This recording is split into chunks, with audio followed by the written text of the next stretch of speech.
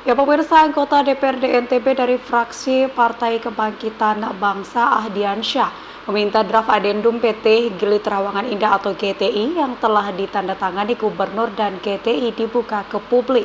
Selain itu, Ahdiansyah juga meminta agar pihak legislatif diberikan ruang untuk mengkaji dan memahami draft adendum yang mengundang banyak polemik tersebut.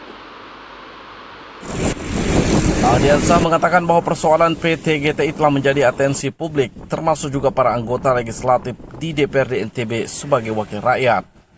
Karena persoalan GTI tersebut adalah persoalan publik, maka ia pun meminta agar Gubernur NTB Zulkifli Mansah terbuka, termasuk soal draft adendum yang telah ditandatangani bersama pihak GTI. Menurut Ahdiansyah, hal tersebut penting agar publik juga bisa memberikan masukan dan terlibat dalam persoalan yang menyangkut kepentingan daerah tersebut. Ahdiansyah juga meminta agar legislatif diberikan ruang untuk mengkaji dan memahami isi draft adendum kontrak GTI. Dengan demikian, kata Ahdiansyah, keputusan adendum tidak hanya menjadi keputusan sepihak Gubernur NTB. Hal ini juga tugasnya penting dilakukan agar tidak munculkan spekulasi lain, termasuk kepentingan lain yang ikut bermain dalam kesepakatan adendum tersebut. Soal draft ini sebenarnya penting dibuka ke ruang publik sehingga publik juga bisa memberikan masukan.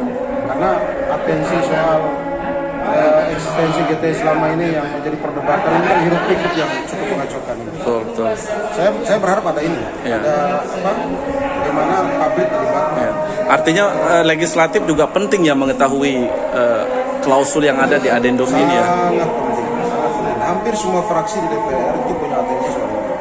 Karena jangan sampai nanti pemerintah sepihak, artinya eksekutif melakukan ini secara sepihak. Dan ketika ini sepihak, maka itu akan merugikan banyak orang. Sementara itu, terkait sikap Gubernur NTB Zulkifli Mansah yang mengambil opsi adendum terkait kontrak kerja dengan PT GTI, Ahdiansyah mengatakan bahwa pihaknya sangat menyesalkan. Karena sejak awal Gubernur termasuk juga rekomendasi DPRD NTB agar kontrak kerja dengan GTI diputuskan karena dianggap wan prestasi.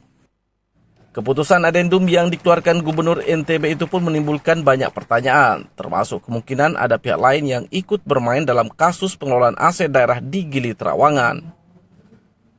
Seperti diketahui Kamis pekan lalu, pemerintah Provinsi NTB dan PT GTI telah menandatangani berita acara kesepakatan pokok-pokok adendum perjanjian kontrak produksi, di mana Gubernur berdalih bahwa upaya adendum dilakukan karena PT GTI berkomitmen siap membangun dan mengelola izin investasi yang sudah diberikan.